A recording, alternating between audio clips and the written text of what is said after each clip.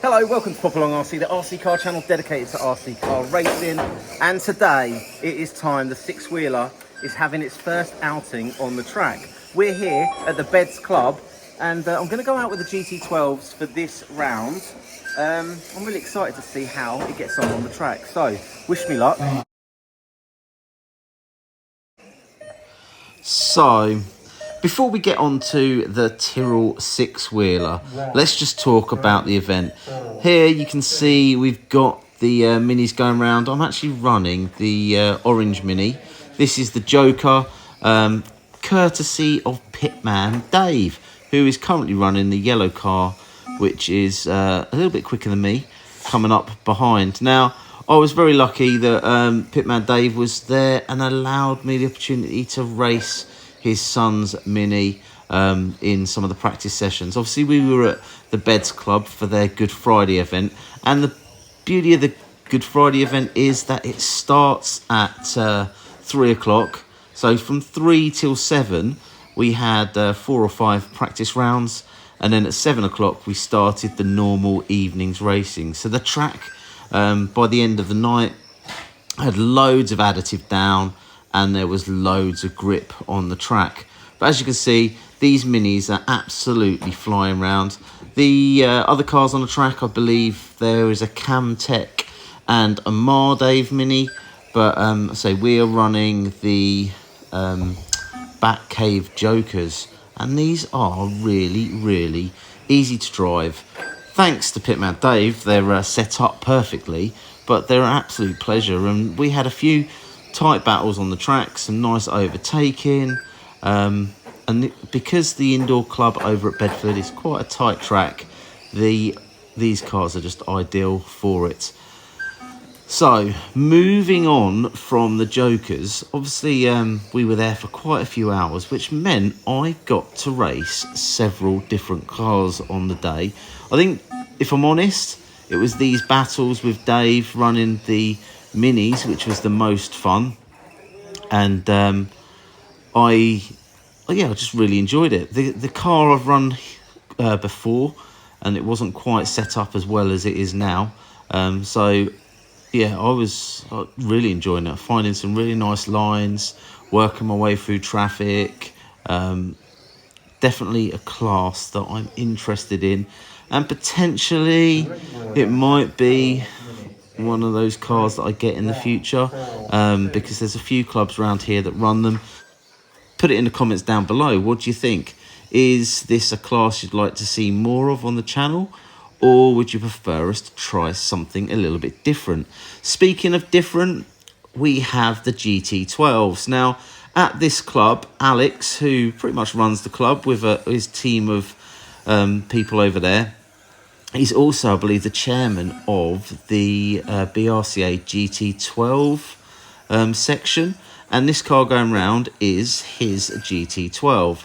But it is slightly different to the other cars in that it's currently running a 17.5 turn motor instead of 13.5, because there is a proposal to reduce the speed of the cars from the 13.5 turn to a 17.5 turn for a number of reasons. One, it might get a few more people into the hobby, but two, there's not many classes running the 13.5 turn. Even touring cars now has gone over to 17.5 or mod. And say, this is actually me running around using the GT12, because Alex was kind enough to let me have a go and feedback how I thought the car got on. And to be honest, I find the 17.5 turn plenty fast enough for a tight and technical track like the one we had on Beds. Look at these things going around. We have the big wheel race, bit of fun. I really enjoy running my lunchbox, and I was really gutted when I broke it at the Christmas event we did at Milton Keynes.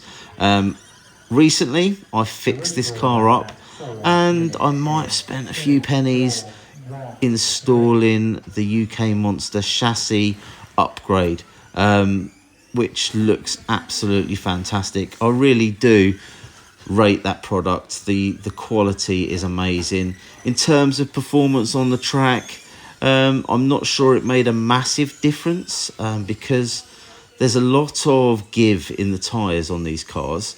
Obviously, some of the other guys there, they were already running the oil-filled shocks.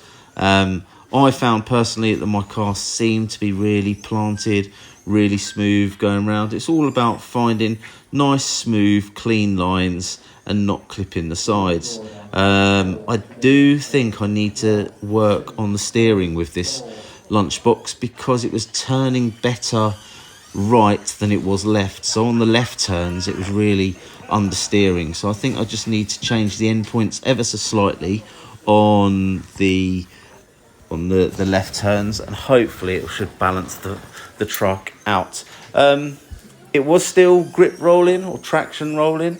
There's several times going around the track that I was up on two wheels.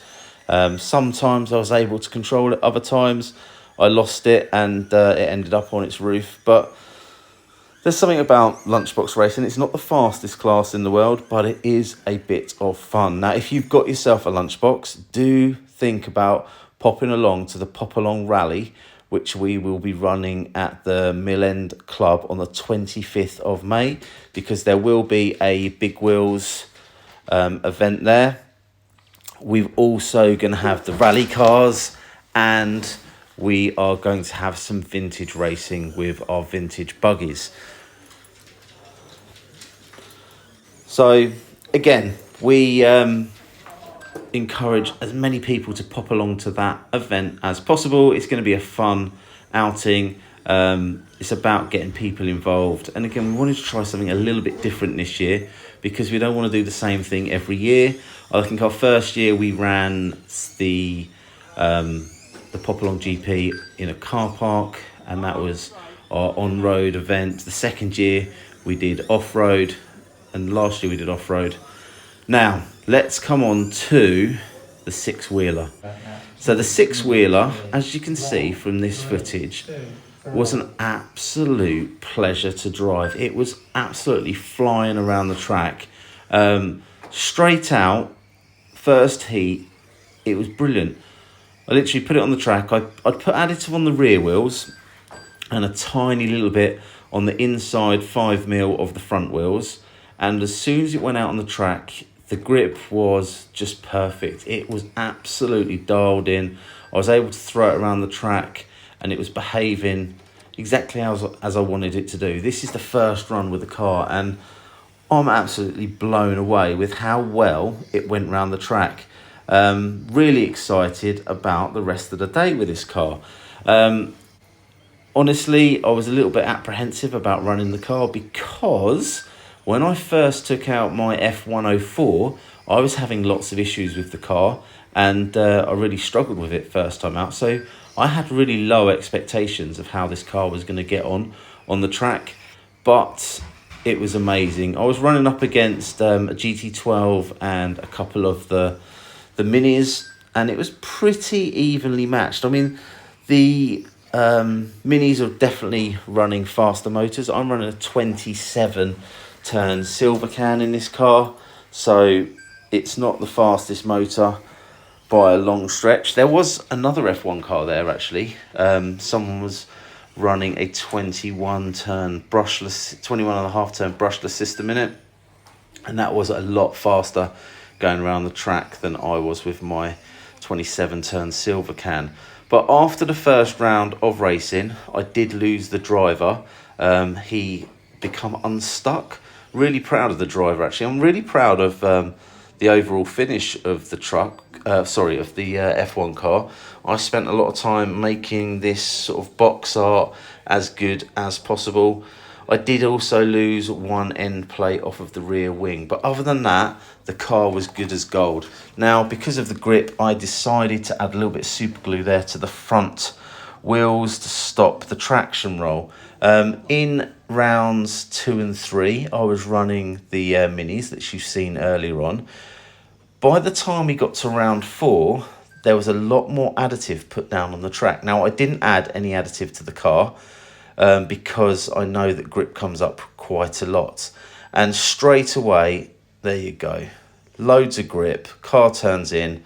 I've stuck it into the wall there, and this is where the carnage began. And with every little dink, the car started to break. So it was a real shame to see this car fall apart, and it actually saddened me.